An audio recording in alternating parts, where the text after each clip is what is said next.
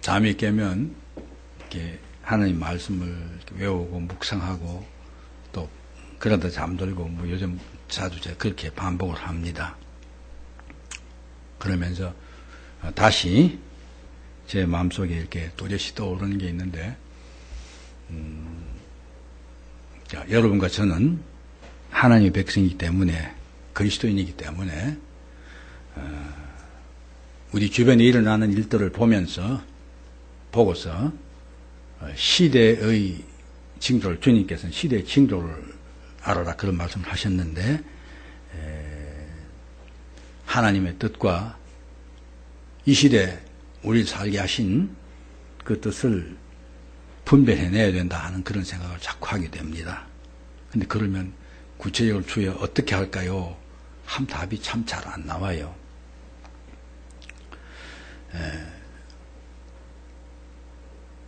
아마 일주일 정도 된 것 같은데, 제 가족이 친구분하고 전화를 하다가 갑자기 밥을 먹으면서 친구 전화를 하더니 울더라고요. 그래서 왜 그러냐고 그랬더니, 저도 그 분을 몇 번 본 적이 있는데, 아무튼 이제 꽤 오래 전에 남편이 잃고 아들 둘을 참 잘 키웠어요. 근데 그 중에 둘째 아들이 지금 금융감독원에 근무하는 굉장히 똑똑하고 괜찮은 아들이었어요. 근데 결혼도 안 했는데 그 아들이 교통사고로 갑자기 죽었다는 거예요. 그러니까 그러면서 아마 그 부인도 친구의 친한 친구에게 전화를 받고 결국 아들 이야기하면서 또 생각이 나서 막 같이 전화기 붙들고 우는 거예요. 근데 그 중에 그 말이에요. 그 아들이 참으로 믿음이 좋았다. 그런 말을 하더라고요. 믿음이 좋았다. 그때 제 마음속에 확 떠오르는 생각이 있었어요. 만약에 정말 그렇잖아요. 너무 우리가 인간적으로 생각하면 안타깝고 억울하고 답답한 일 아닙니까? 그렇게 잘 키워서 이제 남편도 없는데 아들도 잘 키워서 정말 내노란 대학 나와서 내노를 하는 그런 직장 생활을 하는데 그 아들이 그냥 죽었어. 근데 하나님은 너무 잘 섬긴다 이거죠. 근데 그 아들이 죽었다. 제가 그런 말을 했어요. 만약이죠. 뭐 맞겠지. 만약 그 아들의 정말 신앙이 정말로 그렇게 좋았다면, 그 아들이 죽었다면 울 일이 아니다 그랬어요. 제가요.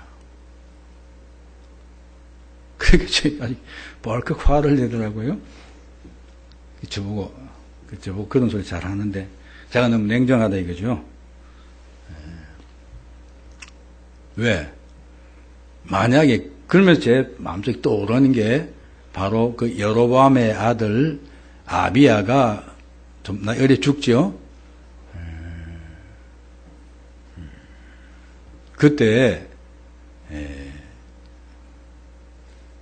아비야가 죽는 문제에 대해서 하나님께서 그런 말씀을 하셨죠. 선자에게. 여로보암 시대에 여로보암이 하나님께서 나라를 나눠줘서 그게 왕을 삼았음에도 불구하고 하나님께 약속을 했음에도 불구하고 그 약속을 안 지키고 우상을 섬기는 나쁜 짓을 했다 이거죠. 그래서 결국은 내가 너 집안을 다 썰어버릴 것이다. 그죠? 그런데 그래서 무덤에도 못 들어가고 그렇게 되는데 이 아들만은 그래도 온 백성이 애도하는 가운데 죽을 것이고 무덤에 온전히 들어갈 것이다. 그런 말을 했어요. 그 아들의 죽음은 하나님께서 그들의 잘못을 인한 뭡니까? 심판을 면하게 해주는 그런 계기였어요. 이사야서 57장에도 그런 말씀이 있죠. 이사야서 57장 1절 2절에 보면요. 이런 말씀이 있어요. 의인이 죽을지라도 마음에 두는 자가 없고 진실한 이들이 거두어감을 당할지라도 깨닫는 자가 없도다. 의인들은 악한 자들 앞에서 불려가도다. 이 시대. 하나님께서 이 타락한 세대 심판을 하시기 때문에 하나님께서는 그 의인들을 먼저 하나님 품으로 데려가신다 이것이죠. 요한계시록에도 그런 말씀이 있어요. 빌라델피아 교회를 향해서 내가 나 인내의 말씀을 지키는 자. 내가 또한 너를 지켜 시험의 때를 면하게 할 시키다. 그때 온 세상이 임하는 시험의 때 너는 면하게 해준다. 그런 말씀이에요.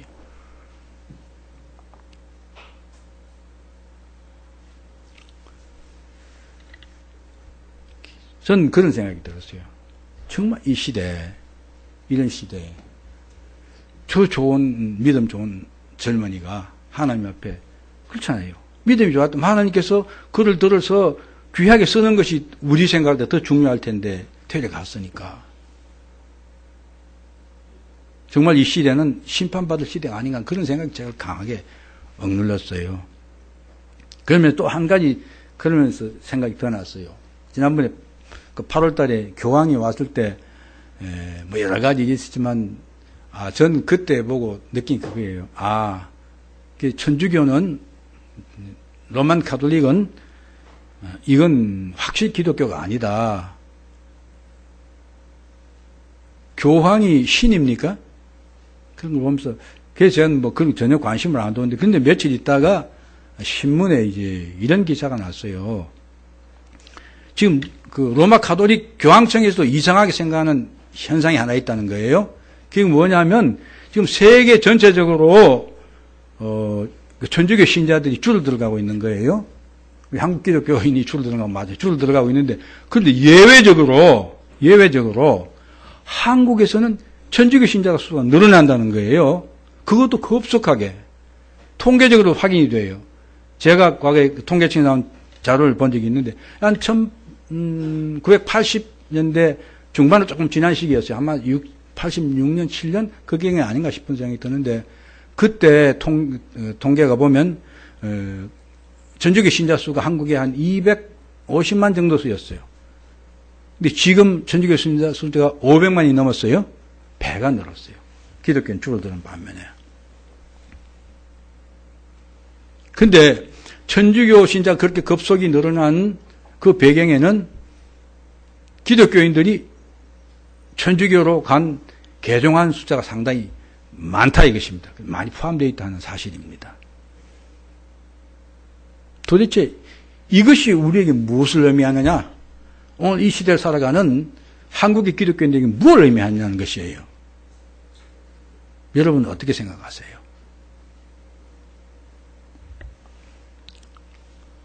왜 그들이 예수 믿는다고 교회에서 열심을 내다가 인간을 숭배하는 기독교란 간판만 달았지만은 우상을 섬기는 왜 교회사를 보면 오늘날 천주교가 된 모양이 그렇게 될 수밖에 없게 되어 있었어요. 예를 들어서 마야를 섬긴다든가 뭐 성인이나 이런 걸 만든다든가 이런 제도가 다 그 이방 민족을 점령하고 혹은 점령당하면서 로마가 그 과정에서 이방 민족들과 타협하는 과정이 생긴 거예요. 그래서 기독교 문화라는 게 결국은 우상을 섬기고 교회에 그런 걸 가져 들어오는 것으로 결론이 되고 나고 말았던 것입니다. 그래서 그들은 우리가 성경을 자꾸 갖다 들이대면 성경이 뭐예요? 아니라 교회가 결정한다는 것이죠. 결국은 교황이 진리라면 진리고 아니라면 아니라 그렇게 말하고 있지 않습니까? 자, 이게 무엇이냐는 것입니다.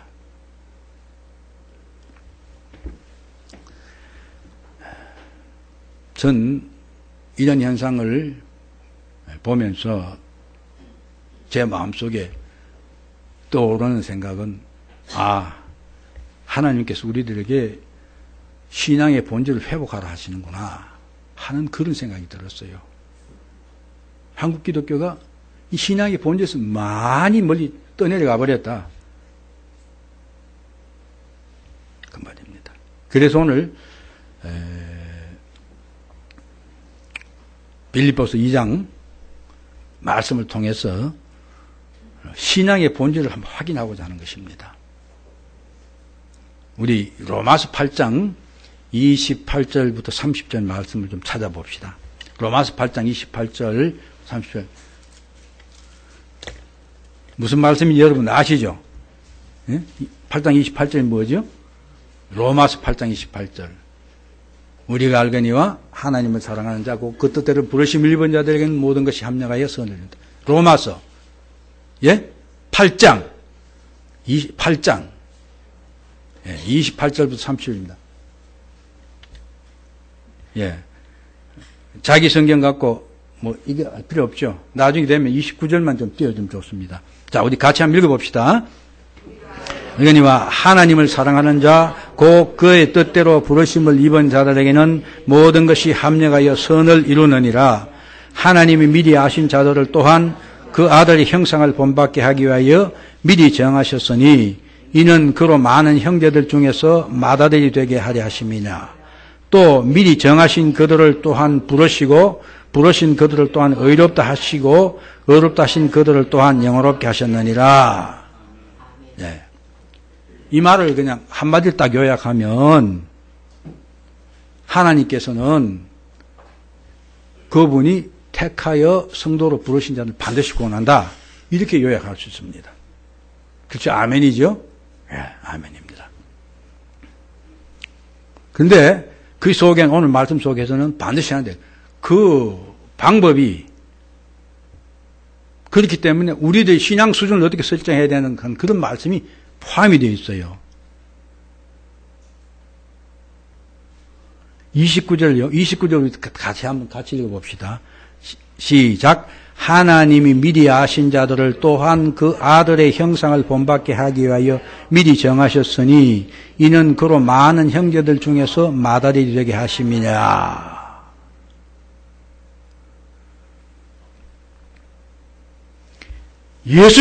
하나님께서는 그가 구원하신 자들을 미리 아시고 미리 정하셨는데 어떻게 정하셨느냐? 바로 하나님 택하신 백성들을 그의 아들로 삼으시는 거예요. 그런데 예수 그리스도를 맏아들이 되게 하는 거예요. 그리고 우리 성도들은 그 예수 그리스도를 본받고 닮고 형상을 본받아서 배워서 그와 같은 기질, 그와 같은 성정을 갖게 되므로 예수님은 명실상부한 인간 예수는 하나님의 맏아들, 저와 여러분들은 다른 저희 성경 다른 표현은 양자 그렇게 말하죠. 아무튼 한 형제가 되게 하기 위하였습니다. 이것입니다. 예수를 닮음으로 해요. 형상을 그렇게 돼 있죠. 형상을 본받게 하기 위해 미리 정했다. 근데 저와 여러분들은 29절 말씀 통하면 하나님께서 우리를 반드시 구원하시는데 어떻게 정해놨느냐? 저와 여러분들이 반드시 예수를 닮도록 예수의 형상을 닮는 사람이 되도록 정해놓으신 거예요. 하나님이 정하시면 반드시 이루어지는 것입니다. 그렇죠? 그렇기 때문에 이 말을 바꾸면 30절에 보면 뭐라고 합니까? 부르신 자들을 또한 의롭다 하시고 미리 정하신 자를 부르시고 부르신 자를 의롭다 하시고 의롭다 하신 자를 영화롭게 하셨느냐? 영화롭게 구원이 완성이죠. 그러니까 이 30절 29절 연결시켜서 말하면 결국 우리의 구원은 우리가 예수 그리스도를 닮음으로 완성이 된다 이 말입니다. 성경 다른 곳에도 분명히 그렇게 말하고 있어요. 요한일서 3장 2절에 보면 나중에 우리가 예수님을 만나게 될 때 그때 되면 이렇게 됐어요. 우리가 그와 같이 될 줄 우리가 미리 안다고 그랬어요. 우리가 예수 그리스도와 같아진다고 그랬어요.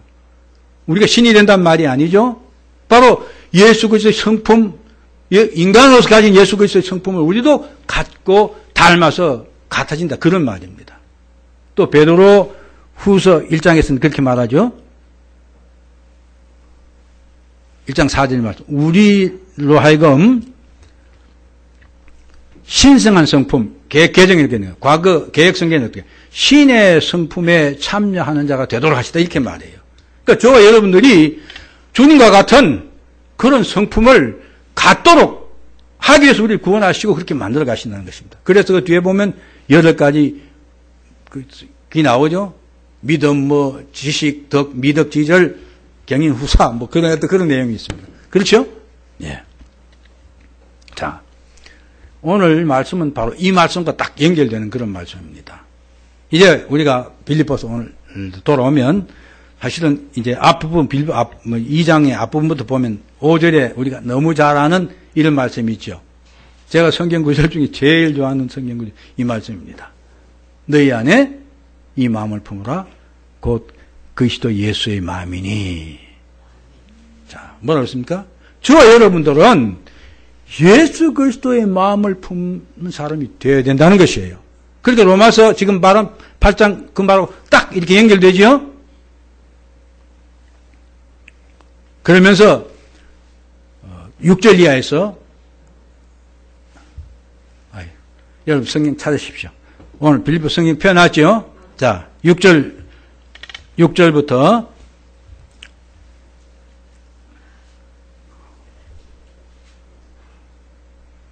8절까지 빌립보서 2장 6절부터 8절 우리 같이 읽읍시다. 시작.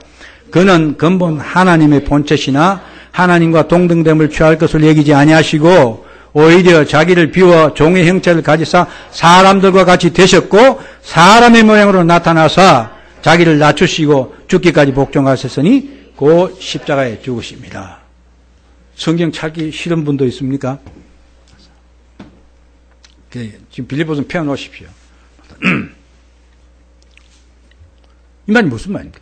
예수님은 하나님이신데 우리를 구원하시기 위해서 인간의 형상을 입고 자기를 낮춰서 그런 인간으로 드디어 나타나셨다 이것입니다. 그렇죠?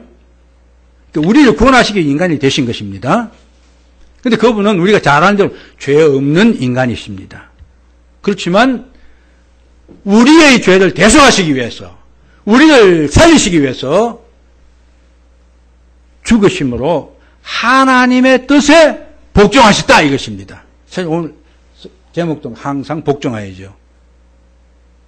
즉 우리의 관련 구원과 우리의 신앙생활의 본질을 하면 한마디로 하나님께 복종 이것입니다. 예수님의 성품을 닮아야 되는데 그분이 어떻게 해요? 하나님이셨지만은 인간의 모양대로 나타나서 인간이 되셨는데 인간 예수 그분은 우리의 모범이 되고 우리의 본이 되시기 위해서 어떻게 하셨느냐? 하나님께 죽기까지 복종하셨다. 이것입니다. 예수님, 그러니까 우리가 앞에 5절에서 너희 안에 이 마음을 품는 예수 그리스도의 마음이니, 그러니까 우리가 가져야 될, 닮아야 될 예수님의 마음은 하나님께 절대로 복종하는 마음. 하나님의 뜻을 이루시기 위해서 죽기까지 자기를 모든 것을 내놓으시는 희생하시는 마음. 예수의 마음 바로 이것이다, 이것입니다. 그러면서 이제 오늘 본문에 나오죠. 12절 우리 다시 같이 한번 읽읍시다.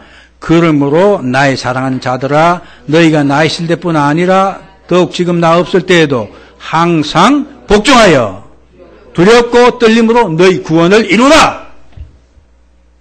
다 여러분 성경 많이 읽으시는 분들 여러분 영적으로 뛰어나신 분들일 때 벌써 제가 오늘 설교 말씀 오늘 말씀 더 안 해도 하고 다 깨달았을 것입니다.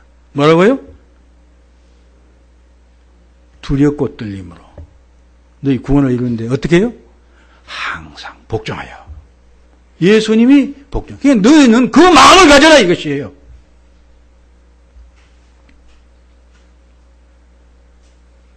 이 말을 우리들 삶에 구체적으로 말하면 저와 여러분들은 예수 그리스도의 마음을 바로 하나님에 대해 절대로 복종하신 자기 모든 걸 희생을 복종하신 그분의 마음을 갖도록 노력해야 되는데 그렇게 하기는 어떻게 해야 되느냐? 우리의 뜻, 예수님이 그러셨던 것처럼 우리의 뜻, 우리의 의지, 삶에서 하는 모든 결정을 하나님의 뜻에 종속시켜야 된다. 하나님 뜻에 복종시켜야 된다. 이 말인 것입니다. 여러분 다 이해하셨죠? 예? 제가 너무 교리적으로 설명하고 있는 것 같습니까? 아니, 교리가 아니고 성경이 말하고 있는 그대로입니다. 그렇죠? 너무 심각합니까? 예? 너무 심각합니까? 생각해보니까 내가 너무합니까? 어떻습니까? 나 자신이 너무합니까? 예, 그런 생각이 들면 제대로 들으신 겁니다. 그러면서 너무나 감사하고 고맙게도 하나님은 우리의 못난 모습을 알기 때문에 안전장치를 만들어 나오셨어요. 우리가 이게 잘 못할 것이기 때문에. 그 다음 13절 보세요. 13절 같이 읽읍시다. 시작. 너희 안에 행하시는 이는 하나님이시니 자기의 기쁘신 뜻을 위하여 너희로 두고 행하게 하시니라. 여하튼 개혁하고 계획개정이. 그래서 제가 외우고 있는 건 주로 개혁이기 때문에 이렇습니다. 아무튼 하나님께서는 성령 하나님이 우리 마음에 내주하시면서 우리로 하여금 하나님을 두렵고 떨림이란 말이면 경외란 말이죠. 성경 다르면 경외입니다.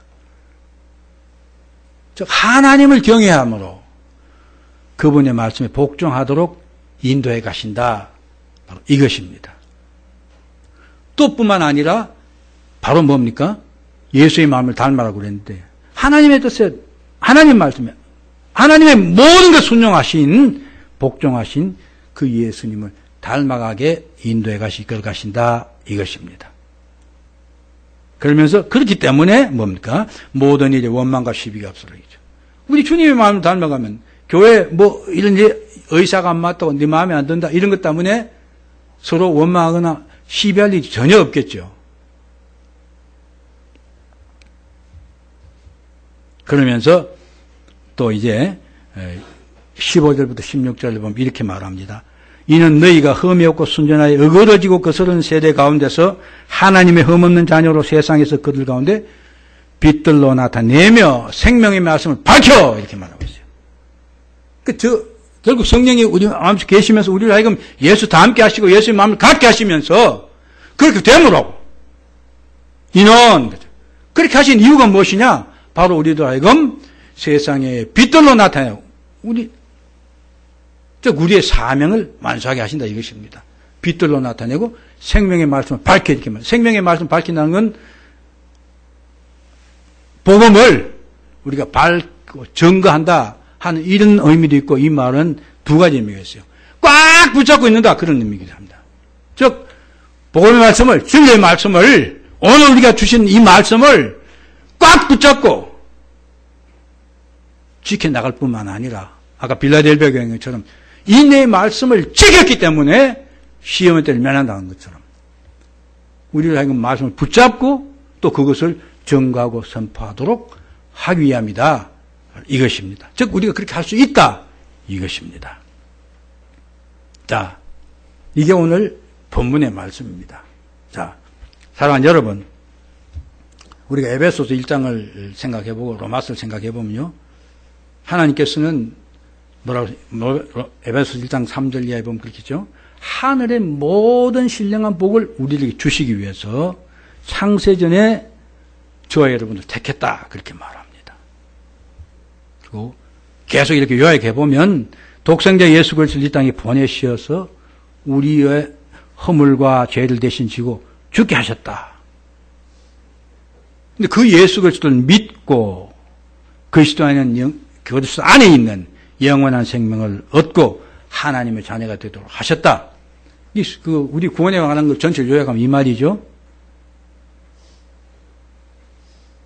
만약 오늘 이제 말씀에서 더 구체화되는 것이 뭡니까? 바로 예수 그리스도의 삶을 통해서 하나님의 자녀가 된 저와 여러분들이 예수의 마음을 본받아 살고 그렇게 함으로 하늘나라의 모든 것을 상속하게 하셨다. 우리 상속자가 되게 하셨다 그러죠. 예수 그리스도와 함께 아들이면 상속자라.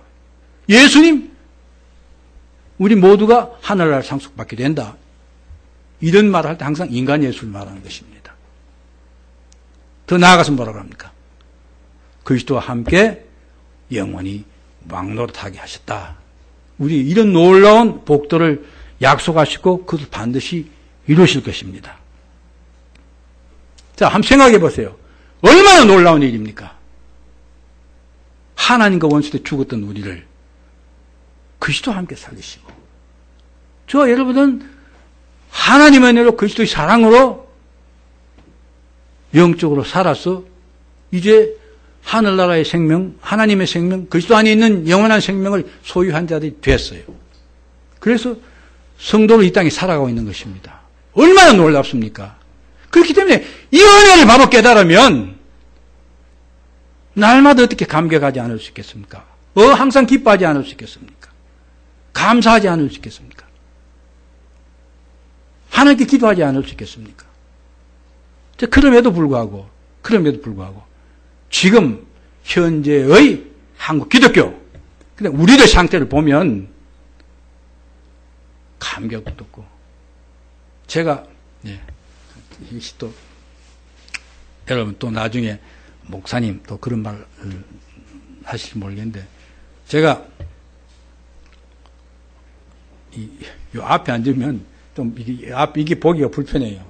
그래서 요 강단 쳐다보면 자꾸 목이 좀 아파요.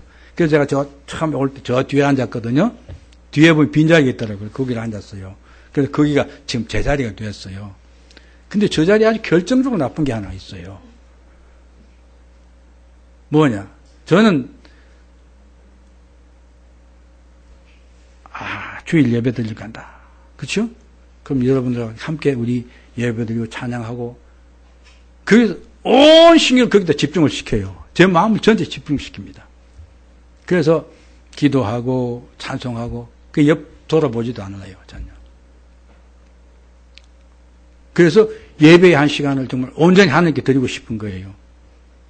그런데 김이 자꾸 새는 거예요.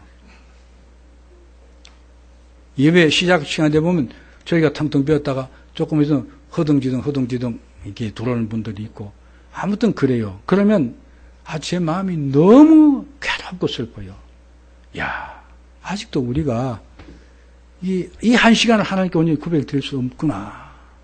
우리 갈 길 너무 멀구나 하는 이런 생각이 제 마음을 너무 아프게 하는 거예요.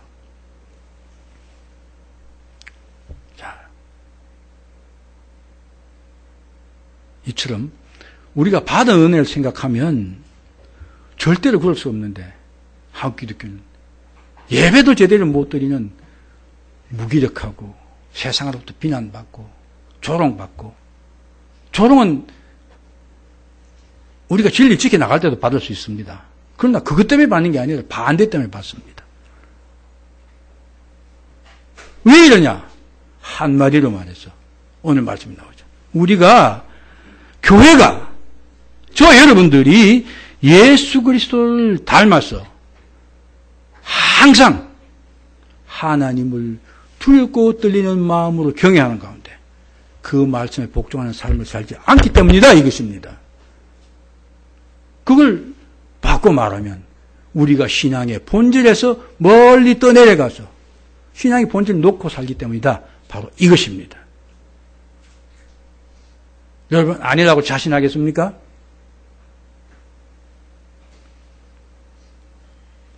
왜 그러냐? 우리 한 목사님이 여기서 그냥 열내면서 맨날 말씀하신 게 있죠. 신앙을 세속적인 것을 넣는 수단으로 생각하고 썩어질 것을 신앙 속에서, 교회 속에서 추구하기 때문에 바로 그것이다, 이것입니다.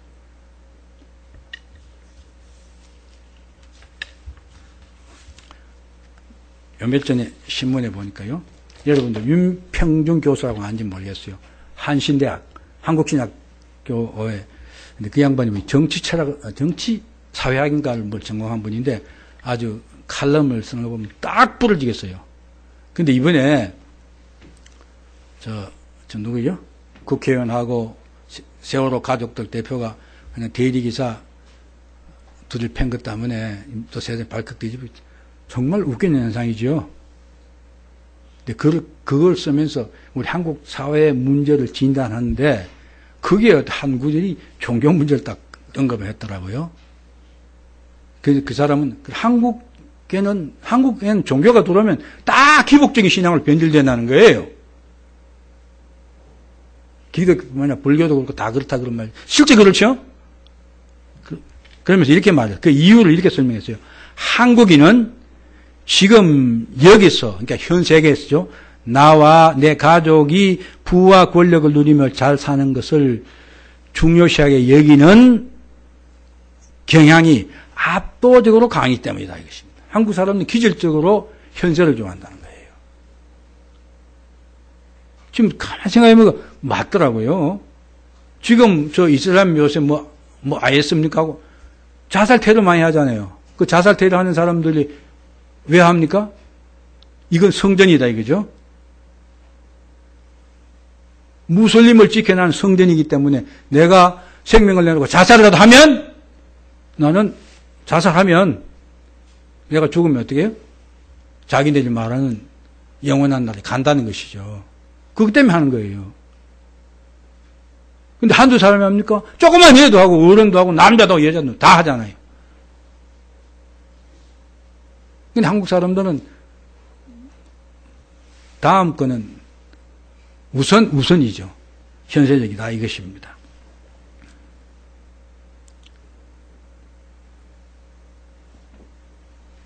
바로 그거예요.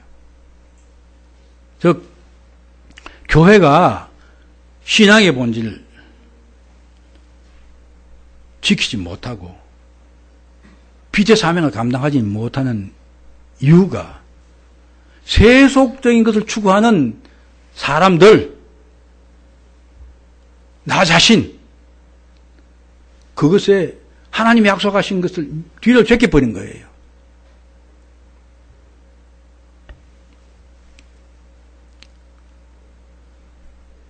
그렇기 때문에 한국교회 그걸 세속화되었다고 그러죠. 교회 속에서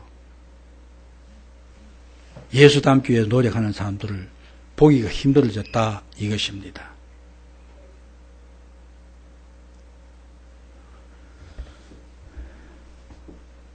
그런가 하면 반대로 교회가 워낙 세속화되다 보니까 이게 이렇습니다. 교회의 직분을 계급화했어요. 계급으로 생각해요. 그렇죠? 장로가 되면 제가 전에 엄청 세요. 장로가 되면 딱 태도가 달라져요. 다른 사람이 와서 인사해야 되고 이렇게 돼버렸어요. 그래서 막 군림하려고 합니다. 그런가 하면 교회를 세습해요. 예? 하나님의 교회가 지 사유물입니까? 그리스도 교회인데 아직도 세습하는 사람, 그것 때문에 만날 떠들고 해도 아직도 세습해요. 그런가 하면 교권 뺏기 위해서, 교회를 차지하기 위해서 쪼개져가 싸우고, 그래서 고소, 고발, 법정에 가서 맨날 그런 싸움하고, 교단이 그렇게 하고. 그런가 하면 이미 사고방치 이렇게 됐기 때문에 정상적인 윤리의식이 있을 수가 없어요. 그러니까 도덕적으로 부끄러운 짓을 막 하는 것입니다. 돈 착복하고 사기치고, 지난번에 한번 말씀드렸죠. 사랑의 교회에서 막 이쪽에 광고하고, 예? 그 광고하면서 부끄러운 줄도 모르는 모양이에요. 전 그 사람들이 잘못했다 그렇게 말하는 것 아닙니다. 아무튼 그 방법이 이미 하나님 말씀 본질 떠나버린 거예요. 우린 교회에서 이런 일들이 아주 일상화됐어요. 목사들 들으면 참 너무 답답합니다. 그러니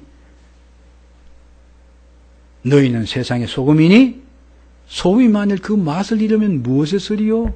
이후에는 아무 쓸데가 없어 밖에 버려 사람에게 밟힐 뿐이니라. 마태복음 5장 몇 절이죠? 13절입니다. 여러분 보세요. 제가 사실 오늘 마태복음 5장 이 부분을 설교를 할까 생각을 했어요. 하다가 몇 번 잠이 오지 않으면서 결국 오늘 이 말씀, 신앙의 본질이다 이것이죠. 너희는 세상의 소금, 이 말씀 잘 음미해 보세요. 세상의 소금이, 소금이 만일 그 맛을 잃으면 무엇에 쓰리요? 많이 돼요. 맛을 잃으면 아무 쓸데없다는 것입니다. 그래서 어때요? 그 후에는, 맛을 잃은 후에는 아무 쓸데없어 밖에 버려져 사람에게 밟힐 뿐이다 이것입니다. 저와 여러분들이 세상의 소금입니다. 근데 교회가 그렇습니다. 근데 이미 그 맛을 잃어버린 것이죠. 그러니 밟히는 존재가 돼도 아무 할 말 없을 뿐만 아니라 너무너무 당연한 것입니다. 자, 사랑하는 여러분, 이렇게 말하다 보면 제가 교회는, 한국 교회는 이렇게 말하니까 남의 말 같죠. 나는 우리 하림 교회는 아닌 것 같습니까? 그렇죠. 황 목사님이 담임하고 계신 교회가 그러면 안 되겠지요. 그러나 우리가 잘 생각해 보면 제 자신의 문제예요. 제가 하나님 앞에 회개할 수밖에 없고 회개하는 것은 그것입니다. 이렇게 저런 방법부터 할 수 있는 게 하나가 있어요. 기도예요. 이제 제가 한국교회가 이렇게 기울어지는 모습 보면 전 어릴 때부터 한국교회를 봐왔지 않습니까? 네가 얼마나 기도했나 이거지. 교회를 위해서 얼마나 기도했나. 요즘 기도하면 한 빼지 않고 기도합니다. 그러나 제 가슴을 두드리면 네가 얼마나 기도했나는 것입니다. 그러니까 멀리 갈 필요 없이요. 여기서 우리가 신앙의 본질을 회복하면 그리스도의 마음을 하나님을 경외하는 마음으로 닮아서 하나님 말씀에 순종하고 복종하면 모든 문제는 해결됩니다. 여러분 믿습니까? 권사님 믿지요? 예. 우리 신앙을 돌이켜 봅시다. 또 얼굴이 뜨거워질지 모르겠습니다. 여러분 정말 얼마나 하나님을 경외합니까? 경외한단 말이 영어로 번역하면 fear예요. 두려워한다는 것입니다. 그런데 사랑하고 존경하기 때문에 어려워하는 것. 제가 전에 말씀드린 그러니까 며느리가 시어머니 앞에 가면 아무튼 그래요. 몸도 잘 그런 어려움이에요. 미워하고 요새는 하긴 시어머니 죽인 사람도 있지만은 그게 아니라 더 나갑시다. 여러분들 하나님 말씀에 절대로 복종합니까? 여러분 삶 하나하나를 말씀에 대입시켜 보면 순종하고 복종하고 있습니까? 아닙니까? 제가 지난번 7월달 말씀드릴 때 그 말씀 드렸어요. 우리 삶의 국면 하나하나를 저녁에 누워서 내가 오늘 말씀에 순종하는 삶이 복종시켰나? 아니냐? 한번 생각해 보자 이것입니다. 여러분 복종하고 있습니까? 내가 하나님 말씀 복종하고 있지 않으면서 지금 제가 말하죠. 한국교회가 이러니 저러니 누가 어떠니 저떠니 과연 말할 수 있습니까? 내가 아닌데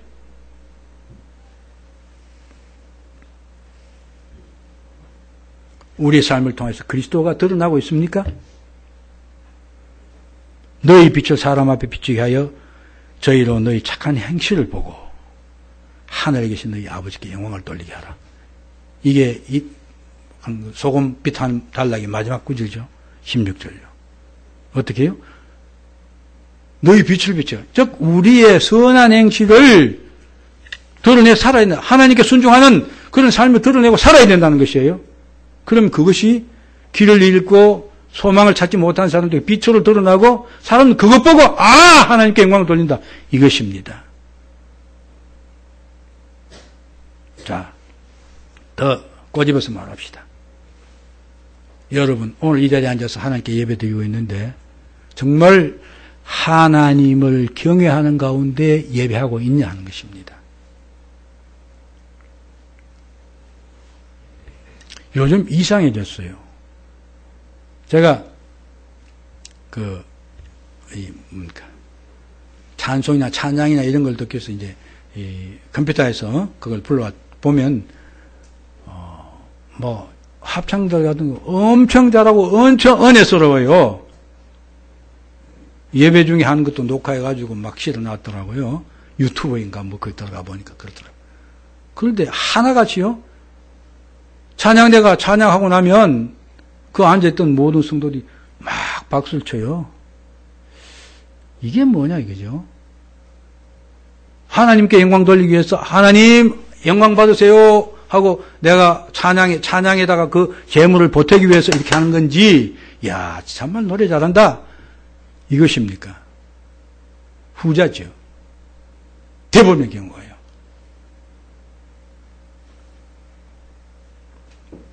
이 시간 우리가 정말 하나님 앞에 두렵고 떨리는 마음으로 하나님 말씀에 귀를 기울이고, 하나님 오늘 내게 무슨 말씀을 주시느냐, 이거 듣고 내가 이 말씀에 순종한 삶을 살아야겠다 하는 그런 마음으로 이 예배 자리에 앉아 설교의 말씀을 듣느냐 아니냐 하는 것이에요.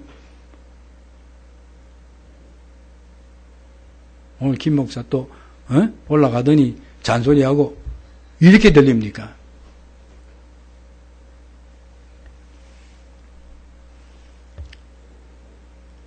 지난주 그 목사님이 말라기를 했어요. 그렇죠? 지난주가 말라기 할 때 오후 예배 때요. 내가 아비일진데 나를 공경함이 어디 있느냐? 내가 주인일진데 나를 두려워함이 어디 있느냐? 말라기 1장 6절의 말씀이에요. 너희들 제사하고, 이 제사장들도 하는 말 아닙니까? 근데 우리 모두에 해당되는 말이죠. 예배한다고 앉아있고 하는데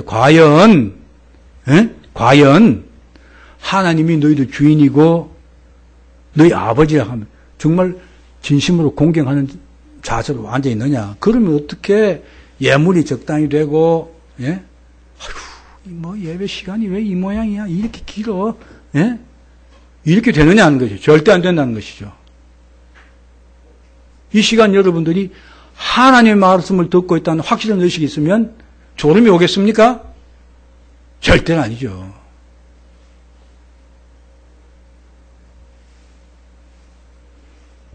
이 말씀은, 제가 이 말을 하는데 여러분 마음에 불쑥하는 게 쏟았다면 여러분 다시 생각해 봐야 됩니다. 정직하게 말했어요. 아우, 저 황 목사 맨날 막 이러는데 저 어떻게 다 들어? 혹시 그렇게 생각하고 있지 않느냐 하는 것입니다. 자, 얼마만큼 하나님 말씀 복종하고 있습니까? 로마서 12장 1절에 뭐라고 합니까? 너희 몸을 하나님이 기뻐하시는 거룩한 산제사로 드리라. 삶을 전적으로 하나님께 헌신함으로 삶이 예배가 되어야 된다, 그런 말씀이죠. 요새 요한복음 하고 있는데 내가 너희를 사랑한 것이 너희도 사랑하라. 아마 지지난주인가 우리가 들은 말씀 아닙니까? 정말입니까? 우리 서로 그렇게 사랑하고 있습니까? 아니죠. 너무 무관심하죠. 그렇고 제가 이방인처럼 느끼니까 제가 여러분들에게 다가가려 할 때 이렇게 좀 이렇게 전체적으로 피하는 그런 제가 느낌을 받습니다. 저는 진심으로 여러분 알고 여러분이 기도하고 여러분들과 가까워지고 싶어요. 근데 제가 이제 우리 한국 사람들 의식 속에 있는 거 있죠? 기본적으로 나이가 많으면 이렇게 해요. 제가 어릴 때 생각해봐도 나이 많은 분들은 좀 이렇게 됐거든요. 근데 아무튼 우리가 하나님 말씀 복종했다면 결단코 한국교회, 우리의 교회가 오늘과 같은 처지에 있지 않았을 것이다 하는 것입니다. 이건 명백합니다. 그렇죠? 자, 복종하지 않는다면 우리에게 제2의 6.25 전쟁이 없어라는 법이 있습니까? IMF가 다시 오지 않는다는 말 장담할 수 있습니까? 사실은 우리가 잘 살고 세계에서 몇 번째 하고 하지만은 우리의 처지를 보면 정말 위기 속에 있는 것입니다.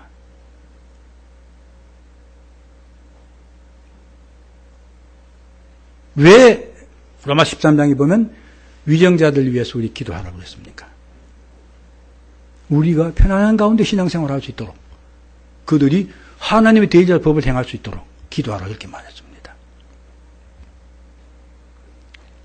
전 아무리 생각해봐도 하여튼 김일성이부터 제가 핵폭탄 만들어 놓고 만날 공갈 치잖아요. 그건 이 백성들이 하는 말이 아니라 우리 성도들이 하는 말로 들립니다. 너 빨리 정신 차리고 믿음의 본질 회복해라, 회복해라. 그래야 하나님이 너희들 은혜로 지켜주고 보호해줄 그 안에 머물러 있어야 될 것 아니냐 하는 이런 생각이 들린다. 그런 말씀입니다. 사랑하는 여러분, 이제 말씀 맺겠습니다. 우리들에게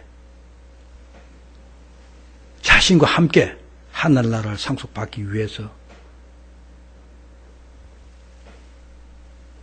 생명을 내어놓고 하나님께서 복종하신 우리 예수님을 다시 바라봅시다. 그분이 복종했던 것처럼 정말 두렵고 떨리는 마음으로 하나님 앞에, 말씀 앞에 복종함으로 우리 신앙의 기본으로 돌아갑시다. 그래서 오늘 말씀 보여주는 것처럼 우리가 세상의 빛과 소금으로서의 사명을 감당하도록 합시다. 오늘 보면요, 마지막에 17절에 보면 사도 바울이 이렇게 만일 너희의 믿음과 재물과 성령 위에 내가 나를 전자로 드릴지라도 이런 말을 합니다. 즉 사도 바울은 자기가 세웠고 개척했고 그래서 세운 그 빌립보 교회 성도들이 바로 이런 하나님께 제대로 복종함으로 온전한 믿음의 본질을 지키기, 그런 사람이 되게 하기 위해서라면, 그래서 빛으로 드러나고 말씀을 밝히는 그런 사명을 감당한 교회가 되게 하기, 성도가 되게 하기 위해서라면 자기는 뭡니까? 전제로 된단 말입니다. 자기 전부를 드리겠다, 이렇게 말하고 있는 것입니다.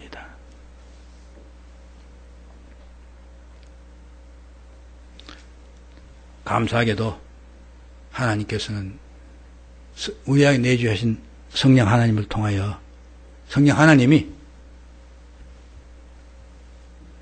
우리 마음속에 바로 그리스도의 마음이 이루어지기까지 포기하지 않으시고 인도하신다는 것이 희망입니다.